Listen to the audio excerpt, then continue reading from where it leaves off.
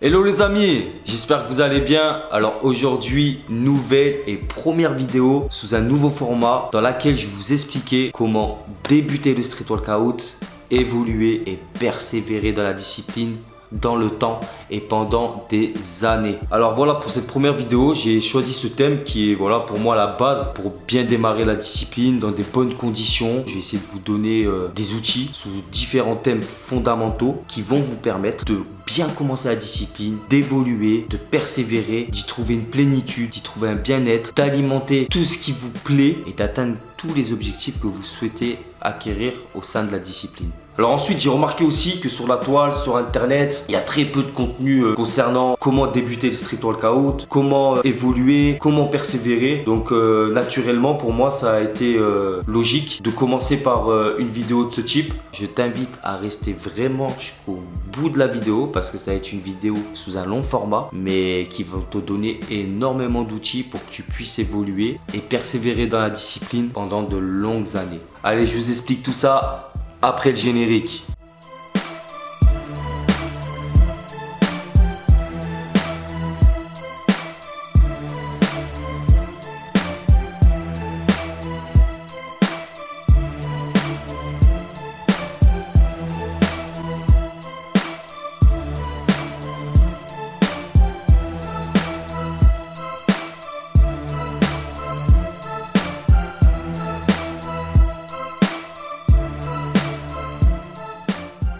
Allez, c'est parti, nous allons voir et décortiquer ensemble les 8 thématiques que je vous ai préparées pour pouvoir bien commencer le street workout, évoluer dans des bonnes conditions et persévérer pendant des années.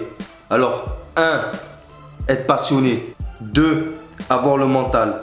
3. L'échauffement et les assouplissements. 4. Préparation physique à la discipline. 5. Ratio d'entraînement et récupération. 6. L'entourage. 7. L'alimentation et 8. Conclusion. Voilà les amis, allez c'est parti, on commence par la première thématique, être passionné. Alors une passion, quelle qu'elle soit, c'est vraiment l'essence même de ce qui va te lier à ce que tu fais. C'est vraiment l'engagement que tu vas y mettre, l'intensité. Quand tu es passionné, tu adores ce que tu fais. Tu peux que adorer ce que tu fais et tu peux avoir que de la motivation, de la détermination et vraiment une intensité d'énergie qui va te permettre de vraiment kiffer ce que tu fais. Vraiment, tu vas être content d'aller à tes entraînements, tu vas être content d'évoluer, tu vas être dans un bien-être et dans une plénitude qui va pas te faire ressentir forcément les difficultés et qui va vraiment t'optimiser au maximum pour que tu puisses bien démarrer, bien évoluer et persévérer dans le temps. C'est ce qui va te permettre naturellement en fait d'intégrer la discipline dans ton quotidien de vie, dans ton mode de vie, de bien élaborer tes entraînements, d'y mettre de l'intention, de dégager du temps pour. Et vraiment, la passion, c'est ce qui va te donner la soif d'évolution, la soif de pratiquer, la soif de grailler la barre. C'est l'essence même de ce que tu vas entreprendre, ce que tu vas engager, tout ce que tu vas pouvoir mettre en œuvre pour pouvoir arriver à tes objectifs. Vraiment. Et quand je vous parle de la passion, c'est que Dieu sait comment c'est important et comment c'est présent personnellement dans ma vie. Moi, je suis une personne, je suis passionné de beaucoup de choses. Voilà, notamment, je vous parle du street workout, mais j'ai beaucoup de centres d'intérêt et je sais que la passion, c'est vraiment l'essence même de l'intérêt que je vais porter à ce que j'ai envie de faire, à ce que je veux entreprendre. Vraiment, si je serais pas passionné, voilà, tu vois, au bout d'un moment, tu te lasses, tu trouves plus d'intensité, tu trouves plus d'objectifs, tu trouves plus d'intérêt, tu vois. Donc c'est vrai que vraiment la passion, moi c'est quelque chose qui m'alimente tous les jours, hein. C'est quelque chose qui jaillit en moi, qui est au plus profond de moi et à chaque fois que je pratique quelque chose que j'aime, j'ai ce sentiment de bonheur, j'ai ce sentiment de satisfaction, j'ai ce sentiment de plénitude. Donc vraiment c'est ce que je veux vous transmettre concernant la passion. La passion, c'est l'amour que tu peux avoir pour ce que tu fais. C'est kiffant en fait, c'est kiffant, si tu fais le truc, tu kiffes quoi, tu vois, tu kiffes ta vie et ça vraiment, ça n'a pas de prix, non, je sais pas ce que vous en pensez, mais kiffer quelque chose qu'on fait, ça n'a pas de prix. Être bien dans ce qu'on fait, ça n'a pas de prix. C'est vraiment quelque chose de génial, c'est quelque chose qui va vous suivre tout au long de votre vie et qui va vous permettre de construire votre chemin de vie du mieux que vous pouvez en fait. Voilà, hein. Je pense pour la passion, voilà, vous avoir transmis pas mal d'éléments, vous partagez aussi moi personnellement ce que j'en pense et comment je l'utilise dans ma vie, la passion. Mais voilà, c'est super important, vraiment. 2. Avoir le mental.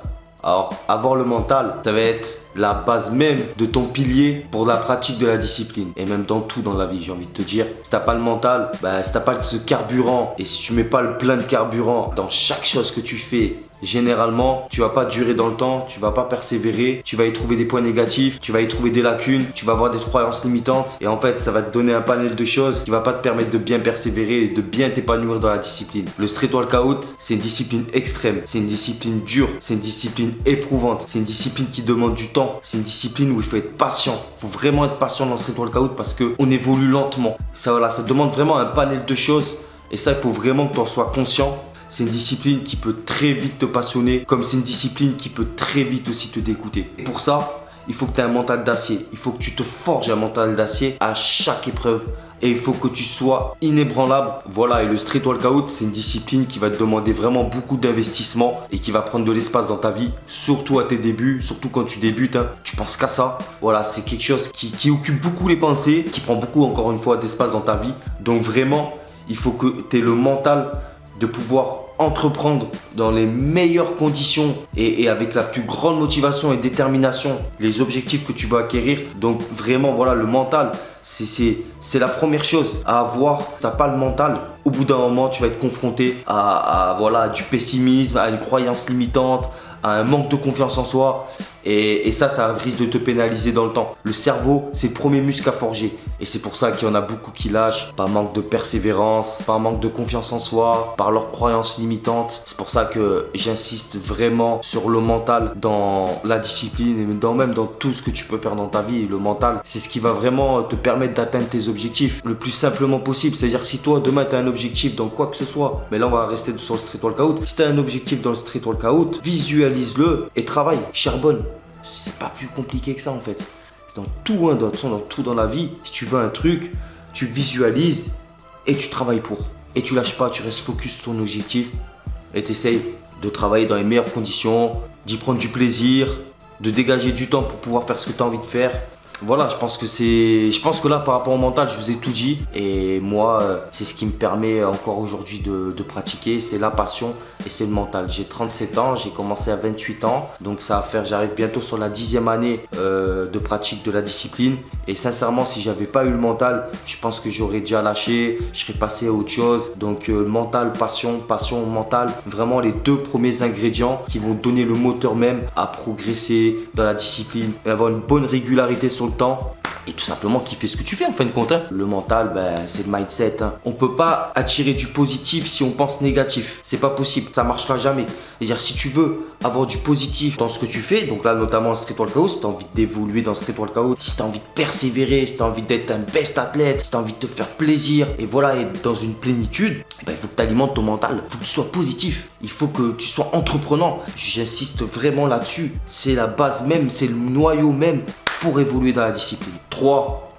Les échauffements et assouplissements, c'est la base même, ça fait partie intégrante de ton entraînement. Moi j'appelle ça le tour de clé, le préchauffage moteur. C'est ce qui va chauffer tes muscles, tes tendons, tes ligaments, tes articulations. C'est ce qui va faire accélérer ton BPM et mettre ton corps dans les bonnes conditions pour commencer à pratiquer ton entraînement. C'est la base de base de base. Tu peux pas commencer un entraînement sans prendre le temps pour le processus. C'est super important. Je veux dire, les échauffements, c'est vraiment la base. L'échauffement, c'est ce qui va déterminer clairement en fait la qualité de ton entraînement, tu vois. Je veux dire, on a tous commencé à nos débuts, t'es passionné, voilà, tu kiffes le truc, t'as envie direct de grailler la barre et du coup tu négliges un peu les entraînements et c'est pas bon parce que il faut que tu acclimates ton corps. Le street workout, c'est une discipline qui est dure, c'est une discipline extrême, c'est une discipline physique, très physique. Donc automatiquement, il faut que ton corps il soit préparé à l'entraînement, tu vois. Moi, j'ai vu tellement de gens mal s'échauffer. Avec le temps, ils ont pris un niveau, ils ont continué dans un mauvais protocole d'échauffement et en fin de compte, c'est des mecs qui traînent des tendinites, qui traînent des blessures chroniques et ça, je pense pas que c'est quelque chose que tu as envie, tu vois. Je pense que tu as envie de t'entraîner, de limiter les blessures et de pouvoir évoluer, avoir une ascension d'évolution comme tu le souhaites avoir. Dire moi-même,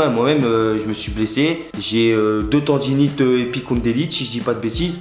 Et voilà, c'est des choses que je traîne. Pendant des périodes de l'année, bah boum, ça revient, ça part, ça revient, ça part. Et c'est dommage. Alors déjà, quand tu t'échauffes correctement, tu es susceptible d'attraper des blessures. Hein, c'est normal, ça arrive à tout le monde. Mais si en plus tu t'échauffes pas, ne t'attends pas à avoir une ascension d'évolution et vraiment t'entraîner dans des bonnes conditions à long terme. Non, au bout d'un moment, c'est obligatoire, tu vas te blesser. Et voilà, ton corps, il a besoin de s'adapter, il a besoin de s'acclimater à la discipline. Et ça, il faut du temps. C'est important. Donc, la qualité de ton entraînement va obligatoirement passer par la qualité de ton échauffement, le temps que tu vas prendre pour ton échauffement. Après, il n'y a pas forcément besoin de prendre 30 minutes pour un échauffement. 5-10 minutes, ça suffit, tu vois, de la tête aux chevilles. Et pourquoi les chevilles? Parce que par exemple, quand tu vas lancer un mouvement d'agi, tu as toujours les réceptions, au sol. Donc ça, c'est super important. Faut pas négliger une partie telle ou telle partie du corps. Non, c'est quand tu fais un échauffement, tu t'échauffes de la tête aux chevilles et ça à tous tes entraînements sans exception. Faut savoir un truc aussi, quand tu vas commencer, tu vas être dans une ascension d'évolution, tu vas vite évoluer. Généralement, l'ascension de tes débuts va aller très vite, tu vas monter la courbe très vite. Mais c'est aussi dans cette période-là où tu risques de te blesser le plus souvent parce que justement, tes tendons, tes muscles, tes ligaments, tes articulations, elles connaissent pas ce type de discipline, elles connaissent pas ce type d'effort forcément. Donc du coup, c'est là où tu es beaucoup plus sujet à te blesser. C'est pour ça que c'est vraiment important l'échauffement, tu vois. Et que vraiment, il ne faut pas que tu négliges ça. Je te donne encore mon exemple. Si aujourd'hui, j'arrive encore à être au top de mon niveau et que j'arrive encore à évoluer après près de 10 ans de pratique, c'est que je ne néglige pas les échauffements. Je ne néglige pas les assouplissements. Je ne néglige pas ce protocole qui fait partie intégrante de mon entraînement. Ça, c'est la base. Et je ne pourrais pas aujourd'hui lancer sur une barre sans m'échauffer à froid. Je sais que ça va être contre-productif. Donc voilà, sois pas pressé, sois patient et échauffe-toi comme il se doit. Ensuite, pareil, pour les assouplissements, si tu as envie de t'entraîner, avoir un bon ratio d'entraînement entre phase d'entraînement et récupération, pense vraiment à t'assouplir. T'assouplir, c'est ce qui va limiter tes courbatures, c'est ce qui va détendre ton muscle, détendre tes tendons, tes ligaments. L'assouplissement, c'est un bien-être. C'est un bien-être physique qui va te permettre d'être plus productif dans tes entraînements, dans ta récupération. Donc ouais, c'est sincèrement super important. Donc ça, je vous conseille vivement d'y passer du temps à vous assouplir, que ce soit en fin d'entraînement ou quelques heures après l'entraînement max. C'est quelque chose qu'il faut faire. Là, je vous donne des outils pour que vous puissiez les mettre rapidement en pratique, pour que vous puissiez limiter les blessures, le fait d'être immobilisé et ne pas pouvoir pratiquer la discipline. Surtout, ça fait chier d'être blessé, ça casse les couilles, hein. Franchement, voilà. Essayez vraiment de prendre conscience de ça, d'y porter de l'attention et tout se passera du mieux possible. 4. Préparation à la condition physique pour la pratique du street workout. Le set and rep, les amis. Alors le set and rep, avant même les figures, la force, l'agilité, tout ça, le set and rep, c'est la première marche à suivre pour commencer le street workout. Vraiment, le set and rep, ça va permettre à ton corps de se mettre en condition pour que tu puisses pratiquer la discipline, encore une fois, dans les meilleures conditions. Ça va te préparer musculairement au niveau tendineux, ligaments, articulations. Voilà, encore une fois, c'est un protocole en fait qu'il faut vraiment pas que tu négliges à tes débuts. Ça veut dire mettre ton corps en condition pour le street workout. C'est super important parce que sinon tu vas pas pouvoir évoluer dans les meilleures conditions et tu vas arriver à peut-être un manque de force, un manque d'explosivité. Et c'est pour ça que vraiment le street workout commence par le set and rep. Je te le répète gros, le street workout commence exclusivement par le set and rep avant de commencer la partie freestyle, la partie statique, la partie agilité. Vraiment, c'est quelque chose à ne pas négliger, le set and rep. Alors voilà, pour commencer le set and rep et pour te dire surtout, je suis arrivé au niveau de base pour pouvoir commencer à pratiquer le freestyle. Alors le set and rep, qu'est-ce qu'il va falloir que tu fasses pour que tu puisses avoir la condition nécessaire pour pouvoir commencer à pratiquer le street workout, le freestyle, l'agilité, la force, le statique, le dynamique, enfin voilà. Vraiment pour que tu puisses commencer la discipline dans le vif du sujet. Alors sachant déjà qu'une chose, c'est que le set and rep fait partie intégrante de la discipline. Moi-même, je fais toujours du set and rep. Toujours. À chacun de mes entraînements, je commence par la partie freestyle parce que je kiffe ça. Donc vraiment, quand je suis en début de séance avec le plein d'énergie, le plein de carburant, je commence avec du free, agilité, statique et vraiment, je lance tout ce que je sais faire, tout le temps, je lance tout ce que je sais faire et après, je travaille aussi en isolé, tout ça. Mais bon, là, on va parler vraiment du set and rep et le set and rep, il faut déjà que tu commences par des tractions, des dips, des pompes. La première chose, avec un ratio, pour moi, pour que tu puisses commencer le freestyle, il faut que tu arrives au moins à faire 10 tractions, 15-20 dips et 20-30 pompes. Je pense que là, tu auras une condition nécessaire pour pouvoir commencer à débuter le street workout. En sachant qu'une chose, ça c'est super important, favorise toujours la posture au nombre de reps. C'est mieux que tu fasses 5 reps mais propres, vraiment avec une bonne exécution, avec une bonne posture, que plutôt que tu te fasses 10 reps, 10 tractions et que tu dises voilà je suis monté à 10 mais qu'en fin de compte tu n'es pas dans les bonnes règles de propreté, tu n'as pas une bonne posture et c'est ce qui va être problématique par la suite justement quand tu vas vouloir évoluer sur du statique, sur de l'agilité. Favorise vraiment la posture encore une fois au nombre de reps. Favorise vraiment ce côté clean. Vraiment notre discipline, il y a quelque chose qui est vraiment qui est bien dans notre discipline. Hein, vraiment ça c'est un bon point, c'est que nous on favorise toujours la posture. On favorise toujours ce côté clean plutôt qu'au nombre. Et c'est ce qui fait que bah voilà, les meilleurs athlètes, les athlètes qui sont dans la longévité et qui ont réussi à avoir un certain niveau, tu verras, ils sont toujours clean dans ce qu'ils font. Il n'y a pas de demi-posture, il n'y a pas de demi-rep, il n'y a pas de, comme j'entends souvent, des no-rep. Voilà, ça j'aime pas trop ce terme, mais ça fait partie du vocabulaire de notre milieu. Voilà, c'est vraiment favorise la posture, favorise ce côté clean. C'est super important. Voilà, et ensuite, quand tu auras réussi à faire une dizaine de tractions, une quinzaine de dips et 20-30 pompes, la finalité, ça va être le muscle up. En fait, le muscle up, c'est ce qui va te permettre d'avoir un plus large panel de figures quand tu vas commencer le freestyle parce que tu vas pouvoir monter au-dessus de la barre. Donc du coup, tu auras plus de possibilités à faire telle ou telle figure. Et voilà, et sinon, quand tu vas commencer le street workout après cette étape de set and rep, qui est encore une fois primordial et que je te demande vraiment de ne pas négliger, commence avec des figures, des petites transitions, des figures qui vont être assez simples d'acquisition. Encore une fois, si tu y mets du travail pour pas que tu te dégoûtes de la discipline, ne commence pas la discipline, ne commence pas le statique avec un front lever. Ça, c'est pas possible. Tu peux pas commencer d'entrée avec un front lever. Non, commence avec un L-sit. Commence avec un elbow lever, moi ce que j'appelle planche cassée. Commence avec un back lever.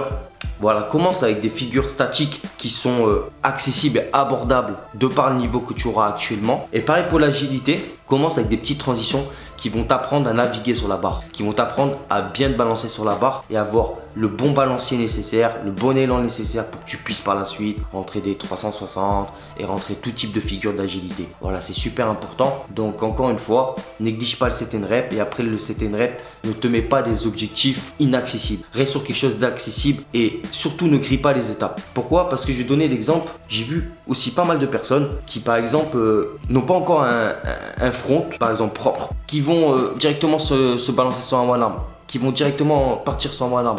C'est-à-dire qu'ils grillent les étapes les gens. Et ça c'est compliqué parce qu'il y a une marche à suivre et il y a des étapes, un protocole à suivre pour chaque figure qui va t'emmener d'un point à un autre. Donc ne grille pas les étapes parce que franchement tu vas perdre ton temps, mais grave en fait, parce que tu vas évoluer plus lentement, parce que tu n'as pas les bonnes règles de propreté, parce que tu n'as pas le bon gainage, tu n'as pas le bon maintien. Il faut savoir que nous, chez nous, une figure par exemple statique, c'est 3 secondes maintenues en clean form. Là, tu peux te dire, j'ai la figure. Donc il faut que tu te dises 1001, 1002, 1003. Si au bout de 1003, tu as tenu ta figure, ça veut dire que c'est bon, tu as acquis la figure, que tu peux passer à l'étape suivante. Mais si ce n'est pas le cas, si tu n'es pas clean pendant 3 secondes, continue à charbonner sur ton processus d'entraînement, sur les programmes que tu as pu regarder à droite, à gauche. Et voilà, et essaye d'être consciencieux et réaliste là-dessus. Ça veut dire que ne va pas te lancer sur quelque chose d'inaccessible en ayant grillé les étapes. Ça c'est super important et je te conseille vivement de savourer. Il faut que tu savoures chaque étape de ton entraînement, chaque processus qui va t'emmener à telle ou telle figure, parce que ta satisfaction elle sera plus grande quand tu vas réussir, parce que tu auras vraiment respecté le protocole et tu auras surtout une figure qui est clean. Sur le long terme, tu auras une figure qui bougera pas. Tu prendras que de l'évolution, que de la maîtrise au niveau postural, au niveau du temps de gainage, et ça c'est super important, que ce soit pour la force ou pour l'agilité. Pareil pour l'agilité, va pas t'envoyer par exemple sur un 540 si t'as pas déjà un bon petit 360 propre. C'est super important. Voilà, il y a des étapes. Encore une fois, il y a un protocole à respecter. Donc c'est important de le faire. De bien engager les choses pour que tu puisses vraiment t'épanouir dans la discipline et ne pas en être dégoûté encore une fois. Parce que c'est des genres de comportements qui peut te dégoûter de la discipline parce que tu te dis ah ça va pas assez vite, ah je comprends pas parce que j'ai l'impression de tenir telle chose et je tiens pas telle chose. C'est dommage, c'est frustrant. Essaye de respecter le bon protocole. Commence par le set and rep. Prends du temps, de l'investissement dans le set and rep. Ne néglige pas cette étape qui est primordiale pour que tu puisses continuer à bien évoluer et à t'épanouir dans la discipline et avoir une bonne ascension d'évolution. Tu verras encore une fois, tout se passera bien. 5. Le ratio d'entraînement et de récupération. Pour moi, l'entraînement et la récupération, ça a exactement la même importance. C'est super important d'avoir un bon entraînement, mais c'est aussi important d'avoir une bonne récupération. Pour ma part, je vois le ratio d'entraînement, récupération, 60% entraînement, 40% récupération. Alors depuis mes débuts, je fais généralement 3-4 entraînements par semaine, d'1 heure, 2 heures, 3 heures, même 4 heures. Généralement le week-end, je me bute beaucoup et je vais avoir 3 jours de récupération. Ça, c'est super important. J'ai toujours fonctionné comme ça. Généralement, je fais 2 entraînements en semaine et le week-end, je fais 2 jours de suite. Mais sinon, la semaine, je fais 1 jour entraînement, 1 jour repos. 1 jour entraînement, 1 jour repos. Et le week-end, je me bute tout le week-end. Mais c'est super important la récupération parce que c'est ce qui va permettre de reposer ton corps, de reposer ton esprit, de faire aussi le bilan de ton entraînement. Tu vois, le fait d'y réfléchir à la maison, ça te permet d'évoluer dans ta pratique. Le fait d'y penser, le fait de visualiser ton entraînement, comment je me suis entraîné, qu'est-ce qui a marché, qu'est-ce qui n'a pas marché. Ça, c'est super important en fait. Ça te permet d'évoluer en fait sur le long terme, encore une fois, dans la pratique de la discipline. Donc c'est vrai que néglige pas le ratio entraînement récupération. C'est super important et c'est ce qui va encore te permettre de pouvoir pratiquer dans des meilleures conditions et vraiment de t'épanouir dans ce que tu fais parce que c'est bien aussi de lâcher prise aussi sur une passion, sur un centre d'intérêt. On peut pas tout le temps y penser, ça fatigue l'esprit, ça fatigue aussi le physique si tu es toujours en train de t'entraîner, tu vois. Donc c'est super important vraiment la phase de récupération, elle est tout aussi importante que ton entraînement. Après, il faut savoir aussi un truc, c'est que le street workout, c'est une discipline qui est vraiment essentiellement basée sur le haut du corps. Je veux dire, on a besoin de nos jambes, bien évidemment, pour les réceptions, pour la force, pour l'agilité, pour les équilibres, tout ça. Je veux dire, les gens pensent souvent que le street workout, c'est uniquement le haut du corps. Non, le street workout, c'est postural sur tout le corps. Alors, certes, au niveau musculaire, on est beaucoup plus sollicité au niveau du haut du corps, mais au niveau postural, au niveau de l'équilibre, au niveau du balancier, au niveau de énormément de choses, le bas du corps, il a aussi clairement son importance. Donc c'est important de le savoir. En revanche, si tu es vraiment addict au sport et que tu as vraiment envie t'aimes ça, tu as envie de t'entraîner, tu es actif, tu es hyper actif comme je peux l'être, et par exemple tes jours de récupération, travaille le bas du corps, tu vois. Fais-toi un set and rep avec des squats, des fentes, je sais pas, il y en a qui vont à la salle. Moi personnellement, je fais du vélo, je fais beaucoup de vélo, j'aime bien ça, ça me fait plaisir. En plus, j'habite dans une belle région, donc du coup, je prends vraiment plaisir à faire du vélo et à travailler mes jambes dans ce sens-là. Je suis dans mes set and rep aussi en fin de séance. Je travaille aussi les jambes. Je fais beaucoup de squats, beaucoup de fentes. Voilà, j'inclus ça dans mes sets, tout simplement. Moi, je fais beaucoup de 10 indices. Donc, je vais faire par exemple 10 tractions, 10 dips, 10 pompes. Je descends jusqu'à 1 et je remonte jusqu'à 10. Et pendant en fait la phase de récupération que j'ai, quand j'ai fait par exemple mes 10 tractions, 10 pompes, 10 dips, je me fais par exemple 25 squats. 25 squats, c'est mon temps de récupération. J'appelle ça la récupération active. Enfin, de toute façon, ça s'appelle comme ça, c'est de la récupération active. C'est-à-dire que je laisse reposer une partie de mon corps et j'en sollicite une autre, déjà pour pas redescendre en température. Et voilà, la récupération active, super important. Moi, je travaille beaucoup comme ça dans mes set and rep. Trouvez-vous une passion, un centre d'intérêt, une envie quelconque pour un sport, une discipline ou quoi que ce soit qui vous fait travailler le bas du corps. Et voilà, ça c'est super important. Donc, je te le répète, l'entraînement, la récupération ont la même importance. Tu pourras pas faire un bon entraînement si tu n'as pas une bonne récupération. Ça marche pas comme ça. Et tu vas encore une fois vite te blesser. Tu vas être fatigué. Tu vas pas être bien optimisé pour tous tes entraînements, tu vois. Donc vraiment, ne néglige pas ça. C'est fondamentaux que je vous donne. Ces thèmes-là que je vous donne, ces thématiques sur lesquelles on est en train de discuter ensemble pour que vous puissiez surtout être efficace dans la longévité et pratiquer la discipline vraiment de manière kiffante et intelligent, méthodique dans ce que vous faites. C'est important. Des fois, on peut se relâcher. Moi, je vous dis sincèrement, il y a des fois où je vais pas m'entraîner pendant 3-4 jours. Et sincèrement, de notre discipline, ça nous fait tarpin du bien. Parce que quand, par exemple, je m'entraîne pas pendant 3-4 jours, quand je reviens sur la barre, mais je la dégomme la barre. C'est-à-dire au niveau explosivité, au niveau propreté, au niveau gainage, c'est-à-dire au niveau du temps que je tiens sur les figures. C'est énorme. Franchement, je me trouve à chaque fois plus performant quand je prends vraiment du temps de récup, même plus que la moyenne. Je me sens vraiment performant. C'est vrai que ça peut frustrer le fait de se dire « Oh putain, je me suis pas entraîné aujourd'hui, je vais pas m'entraîner demain et tout. » Mais en fait, croyez une chose, vraiment, croyez ça, c'est que ça vous fait du bien. La récupération vous fait du bien. Ne négligez pas l'entraînement ni la récupération. 6. L'entourage. Alors l'entourage, c'est clairement ce qui va influencer la qualité et l'ambiance de tes entraînements. Vraiment. Il faut vraiment que tu essaies de t'entourer de personnes positives, optimistes et qui ont les mêmes envies, les mêmes centres d'intérêt, la même passion que vous. Super important. C'est vraiment la base même pour que tu puisses partager la discipline et avoir un même équilibre dans les amitiés que tu vas engager dans ta vie de tous les jours. Voilà, les gens avec qui tu vas t'entraîner, c'est super important. Évite vraiment les gens pessimistes, les gens qui viennent avec leur sac de soucis personnels, professionnels, affectifs, tout ça. Alors oui, on peut écouter les gens, c'est toujours bien d'avoir une écoute. Voilà, de donner un peu de force à une personne qui n'est pas très bien, tout ça. Mais en aucun cas, il faut que ça pollue ton entraînement. En aucun cas, il faut que ces gens-là viennent avec leur bagage de soucis, avec leur sac à dos de soucis et qui monopolisent le temps d'entraînement en parlant que d'eux, en parlant vraiment que de ces soucis de vie qui les pèsent. C'est des soucis qui sont peut-être lourds pour eux. Tu peux en débattre avec eux, tu peux en discuter avant ou après l'entraînement, mais leurs soucis ne sont pas les tiens. Et il ne faut pas que ça t'affecte. Il ne faut pas que ça affecte tes entraînements, il ne faut pas que ça affecte ton mental parce que le fait d'écouter toujours quelqu'un de pessimiste, toujours quelqu'un qui se plaint,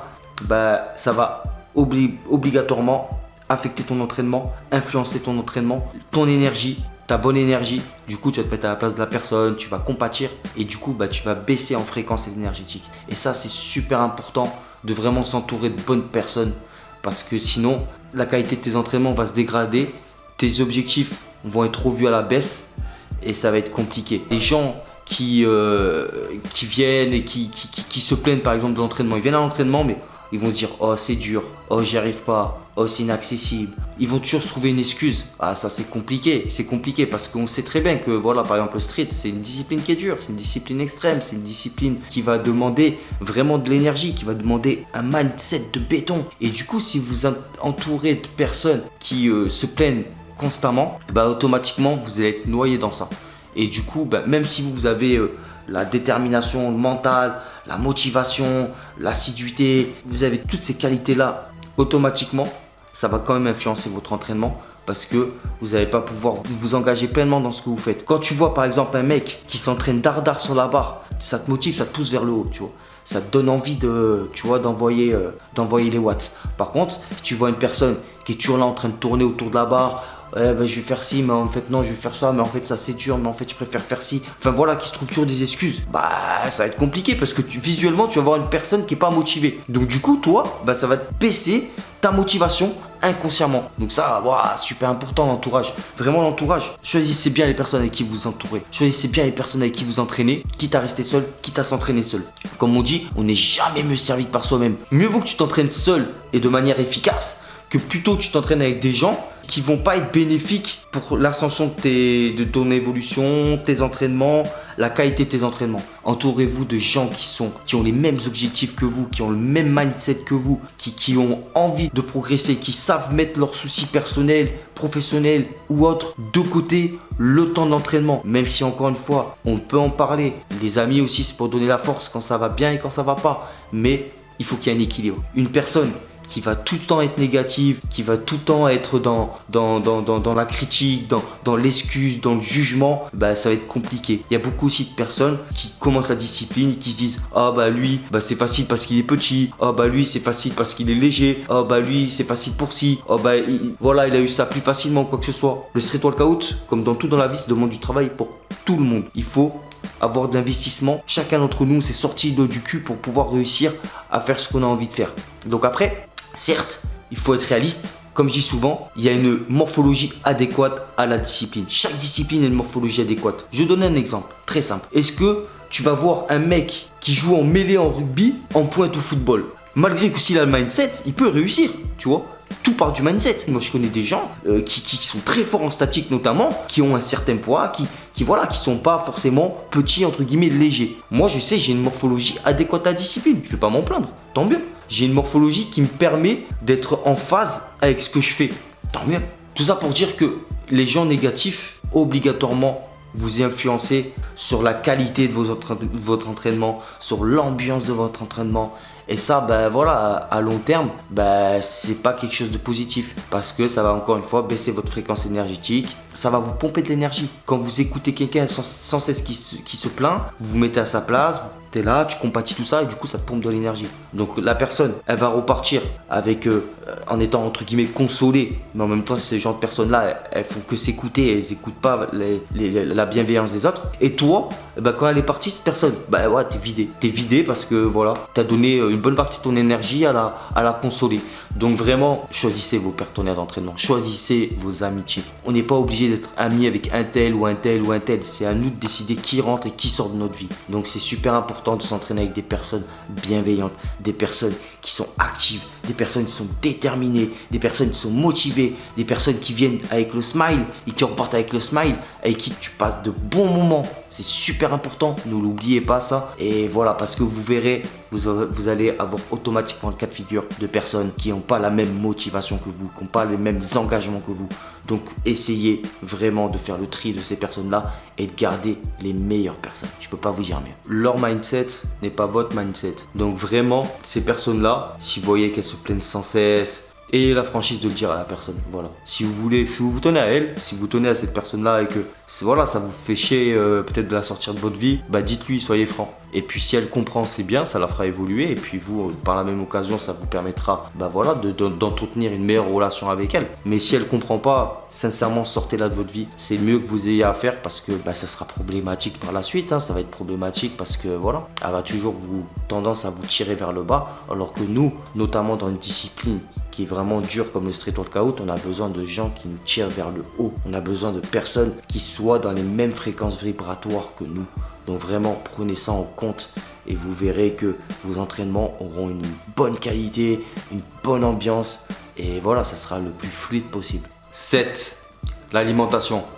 Alors clairement, l'alimentation, hein, c'est ton capital santé. Ça fait partie intégrante de ton équilibre de vie. Avoir une équilibre de vie et une alimentation saine et équilibrée ne veut pas dire forcément se priver. C'est juste savoir ce que tu mets dans ton assiette, manger des aliments nobles et connaître voilà, tous les nutriments que peuvent t'apporter ton alimentation justement pour tes entraînements, même pour ta qualité de vie tout simplement. C'est super important, tu vois. Je veux dire, aujourd'hui, t'es jeune, tu vois, tu vas pas forcément faire la différence au niveau de ton métabolisme, de ta santé, si tu manges équilibré ou si tu manges fast-food, tu vois. Mais la vie, c'est un caddie et tu vois, tu mets des choses dans ton caddie et à la fin, à la caisse, tu payes l'addition, tu vois. Donc c'est super important pour moi d'avoir une alimentation équilibrée, de pas manger forcément des produits transformés, des produits industriels, des produits cuisinés. Enfin, moi, c'est ma façon de m'alimenter, c'est que je prends goût à cuisiner en fait. Voilà, je prends goût à travailler les matières nobles, à me faire à manger et ça prend pas forcément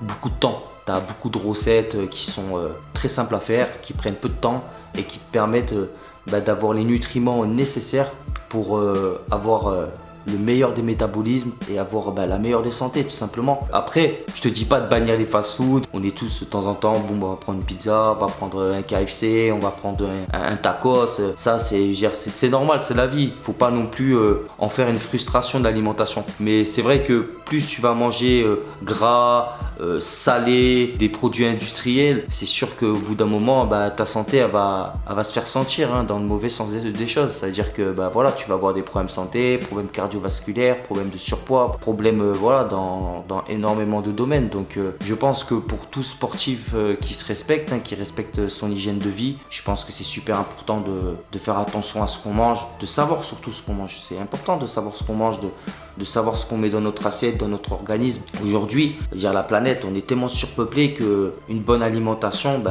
c'est dur de la trouver. C'est vraiment dur de la trouver parce qu'on produit, on surproduit, on est les cancers même de cette planète. Et du coup, plus les générations elles passent et plus on se retrouve avec des produits de basse qualité, en sachant que par exemple pour les fruits et les légumes, on n'a même pas, je crois, 15% des nutriments de ce que les fruits et légumes avaient comme nutriments dans les années 50. Pour vous dire comme quoi on détruit la planète tout simplement. Donc si en plus de ça tu fais pas attention à ce que tu manges et que tu mets les choses dans ton caddie sans forcément regarder, ça va être compliqué pour ta santé avec le temps. Et puis voilà, moi je trouve que vraiment le fait de bien manger, ça a vraiment une grande importance dans ma vie de sportif, dans ma vie d'athlète. Et puis surtout j'aime ça quoi, j'aime ça bien manger. Manger c'est un plaisir. Donc si tu manges vite fait sur le pouce ou tu manges vite fait de la malbouffe, quelque chose où tu vas pas forcément prendre plaisir, ou même si tu prends plaisir mais que c'est pas forcément bon pour ta santé, au bout d'un moment t'en paieras tes conséquences. Ça c'est sûr et certain. Il y a des choses dans la vie où c'est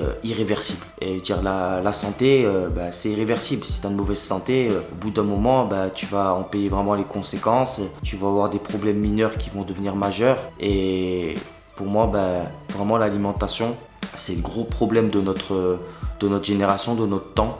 C'est-à-dire que c'est très dur de trouver des bons aliments. Voilà, ce que je peux te conseiller, c'est favorise le circuit court par exemple. C'est-à-dire va chez ton petit producteur local dans ta ville, le primeur. Ou alors si tu vas en grande surface, regarde bien la provenance des fruits, des légumes, de tous les aliments que tu vas consommer. C'est important aussi de regarder la provenance, regarder les étiquettes que contiennent les aliments. Et voilà, ça va te permettre de pouvoir manger le plus sainement possible, même si aujourd'hui c'est dur de manger sainement. Puis voilà, essayer de manger des fruits, des légumes, ça c'est la base, beaucoup d'eau. Notre corps a besoin d'eau, notre corps est fait essentiellement d'eau. Donc c'est important de manger des aliments qui ont une forte contenance en eau. Bois beaucoup, hydrate-toi bien, ça aussi c'est super important. Au niveau de la viande, du poisson, essaye d'en manger mais pas trop non plus. C'est pas forcément bon de manger trop de viande. Avoir une alimentation saine et équilibrée veut pas dire se coinfrer d'un truc ou se coinfrer d'une autre. C'est encore une fois d'être équilibré dans ce que tu manges, d'être varié. Et voilà, et en fait plus tu auras de connaissances dans ce que tu manges, dans ce que tu mets dans ton assiette, et plus tu feras attention à ton capital santé, tu vas le préserver parce que c'est ce qui est pour moi le plus important dans une vie, c'est son capital santé. Tu peux avoir tout ce que tu veux dans ta vie, si t'as pas la santé, t'as rien, t'as le goût à rien. Quand t'as pas la santé, que t'es pas bien, t'as pas le goût à avoir des projets, avoir des ambitions. Si t'as pas la santé, ton premier objectif c'est de te soigner. Donc c'est vrai que c'est important de faire attention à ça. Donc voilà, l'alimentation pour moi ça fait partie des fondamentaux, encore une fois, pour bien démarrer une discipline. Donc là notamment le street workout. Prends le temps de bien manger, de voir ce que tu mets dans ton assiette et prends plaisir à cuisiner, à te faire tes petits plats. C'est sympa de manger en sachant que c'est toi qui l'as fait. Et voilà, et tu prends plaisir à manger ce que tu as fait, tu as mis du cœur, encore une fois de la passion. Voilà, c'est cool. Donc l'alimentation les gens, essayez d'en faire une de vos priorités de vie sans forcément que ça devienne une frustration, que ça devienne pesant. Voilà, moi je suis pas quelqu'un qui va compter les aliments, 200 grammes de ci, 300 grammes de ça, non, je suis pas comme ça. Ça me casse la tête, je vous dis sincèrement. Mais je travaille des produits nobles. J'essaye de savoir tel aliment, quel bienfait il apporte sur mon organisme et quel est le bienfait sur le long terme. Qu'est-ce qui va nuire à mon organisme, à mon métabolisme. Ça c'est super important. Voilà, l'alimentation, ça fait partie des bases d'une bonne santé mentale et physique, les deux. Allez, 8, on part sur la conclusion. Comme je t'ai dit, ton essence même est vraiment le carburant qui va te donner l'envie, la persévérance, la motivation, qui va te donner la force de commencer le street workout, d'évoluer dans la discipline et de persévérer dans le temps et pendant des années. C'est le mental et la passion. Ne néglige jamais ton mental, ne néglige jamais l'intensité de ta passion. C'est vraiment les deux moteurs même, c'est vraiment la base de ton pilier qui va te permettre de progresser dans cette discipline, de t'épanouir, de vraiment trouver un sens même à pratiquer. Et ça, le plus longtemps possible. Je te le souhaite vraiment le plus longtemps possible. C'est ce qui va te permettre vraiment de réussir tes objectifs. Ne prends pas ça comme en second plan, mais prends-le vraiment en premier plan. Le mental, la passion. Ensuite, l'échauffement, la récupération, comme je t'ai dit, ça fait partie aussi intégrante de tes entraînements. C'est ce qui va permettre de mettre ton corps en condition de favoriser la qualité de tes entraînements. Donc ça, ne néglige pas non plus parce que c'est quelque chose qui va te suivre tout au long de ton activité. Donc si tu veux pas te blesser, si tu veux pas avoir des coupures parce que tu peux pas pratiquer pour telle ou telle chose, néglige pas échauffement, assouplissement. Ça c'est la base à faire à tous les entraînements. Tu n'es pas obligé de faire des gros échauffements. 5 minutes ça suffit, 5-10 minutes ça suffit, mais fais-le consciencieusement. Ensuite, le set and rep, c'est la première marche à suivre pour débuter la discipline. Ne commence pas à faire du statique, de l'agilité. Ne commence pas le street workout dans le freestyle avant même d'avoir une bonne condition musculaire, une bonne explosivité. Et ça passe par le set and rep.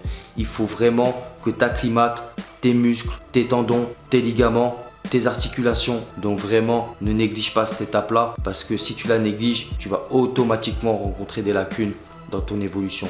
Et si tu veux vraiment une bonne évolution constante, il faut que tu passes par le set and rep.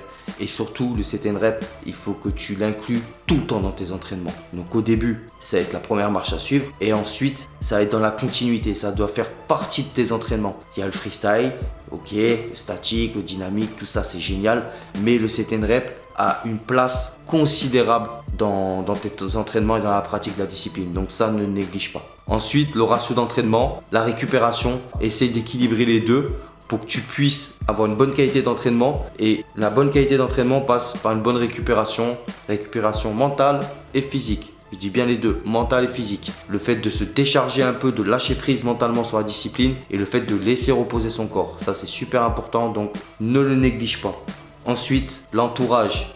Comme je t'ai dit, l'entourage, entoure-toi de personnes positives. Ne t'entoure pas de personnes pessimistes, négatives, qui n'ont pas les mêmes objectifs que toi et surtout qui vont baisser ta fréquence énergétique et qui vont inconsciemment te faire revoir tes objectifs à la baisse. C'est mieux que tu t'entraînes seul et que tu restes focus sur tes objectifs plutôt que tu t'entraînes avec des gens qui vont te faire perdre du temps de par leur mindset, de par leur motivation, de par les conversations qui vont polluer l'ambiance de l'entraînement, qui vont polluer le bon déroulement de l'entraînement.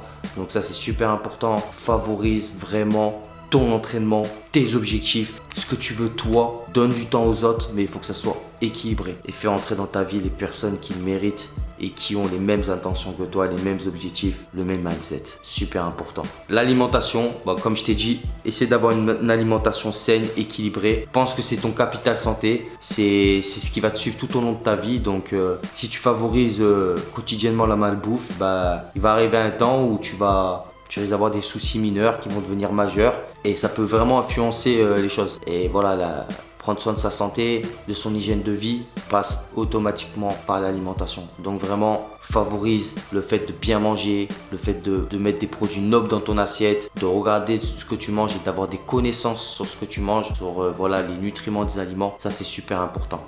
Alors, dernière chose que je voulais partager avec vous aussi, concernant les tutos, les formations, tout ce qu'on peut trouver sur internet concernant la discipline pour apprendre telle ou telle figure, essayez de trouver un programme d'entraînement avec lequel vous allez être à l'aise et que ça va vous faire plaisir de reproduire et vous n'allez pas trouver une charge mentale, une charge physique, en fin de compte ce ne soit pas chiant à faire en fait. Il y a énormément de contenu, il y a énormément de ressources, il y a énormément de gens qui apprennent les choses de façon différente. Donc essayez vraiment de trouver des contenus qui soient en adéquation avec ce que vous voulez faire, que vous soyez à l'aise avec. Ça c'est super important, d'être à l'aise avec la formation que vous voulez faire, avec la figure que vous voulez apprendre, qui vous a été proposée par tel ou tel athlète. Essayez vraiment d'être à l'aise et que ça vous fasse plaisir de le faire, parce que si vous commencez à une formation, que vous trouvez ça pénible à faire, que ça ne vous fait pas vibrer tout simplement, vous allez lâcher. Donc c'est vrai que c'est super important de trouver un tuto qui est vraiment adéquat et qui vous mette vraiment dans de bonnes conditions pour pouvoir le réaliser dans vos entraînements par la suite.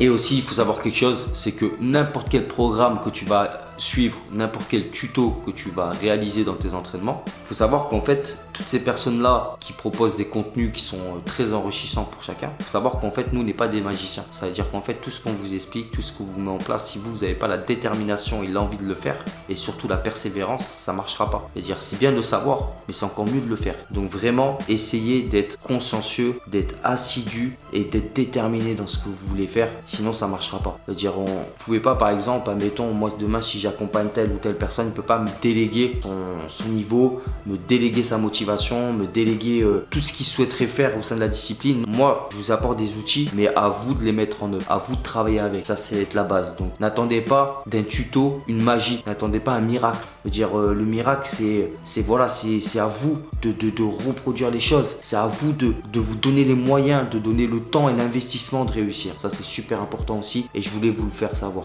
Ensuite, moi, je propose aussi des entraînements personnalisés, des programmes de formation. Voilà, que ce soit sur le mindset, la préparation mentale, physique, l'acquisition de telle ou telle figure. J'ai un panel de choses, j'ai une multitude de choses que je peux vous proposer, donc n'hésitez pas à me contacter si vous souhaitez qu'on établisse un travail ensemble, que je vous accompagne dans vos objectifs, quels qu'ils soient dans la discipline. Voilà, mets-moi un petit commentaire en dessous de la vidéo ou alors contacte-moi en DM via mes réseaux sociaux et puis je me ferai un plaisir de discuter avec toi et de voir là où je peux t'accompagner pour ton évolution et voilà, pour que tu puisses acquérir telle ou telle chose. Ça sera avec plaisir pour ma part.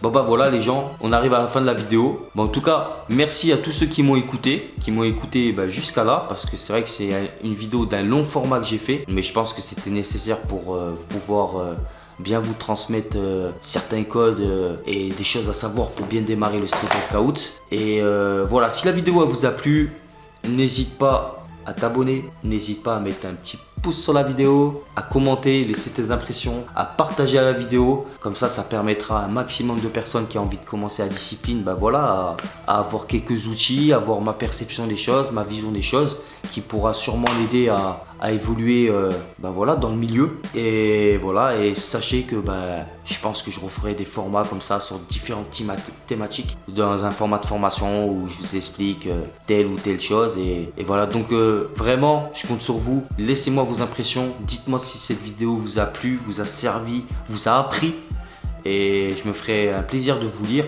parce que voilà, c'est la première vidéo que je fais de ce format là et j'aimerais bien avoir les retours, savoir si si ça vous a plu, si ça a été compréhensible, si c'est votre façon, votre vision des choses, c'est important pour moi, donc n'hésitez pas à le faire. Sur ce, je vous souhaite une bonne journée et à bientôt. Et bien sûr, Street Workout!